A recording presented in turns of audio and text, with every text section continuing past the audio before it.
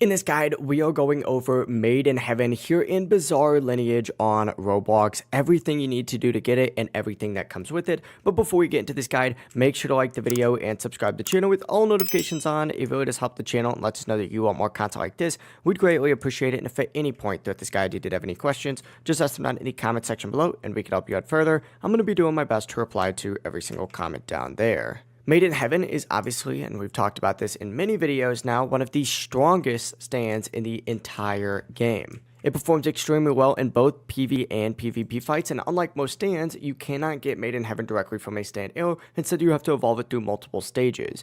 First, you have to obtain White Snake from the stand arrow, and then you evolve that into Sea Moon, and then once you have Sea Moon equipped, go to the cemetery near Bus Stop 18 and speak with NPC Pucci. This starts the journey to Heaven questline where you need to collect 7 Dio bones, which drop from the boss raids. You have to get the diary as well, and then of course after collecting them, the next stage requires getting 467 prison escapees and defeating them, and then you also need to complete 3 world events, which there's actually one going on for me right now. And then we also have the Jotaro raid, which you have to solo this 3 times using the SSS rank, and then of course the Dio raid 3 times with the SSS rank, and the Kira raid 3 times with the SSS rank. It is a lot of stuff that you have to do. But after completing all of these challenges, just return to Pucci and then your Sea Moon will evolve into Made in Heaven, which has a crazy good moveset. You got Barrage, Infinite Pursuit, Heaven's Wrath, Knife Massacre, Light Speed, and Acceleration, and because of its speed, mobility, and strong abilities, it is widely considered the best in the entire game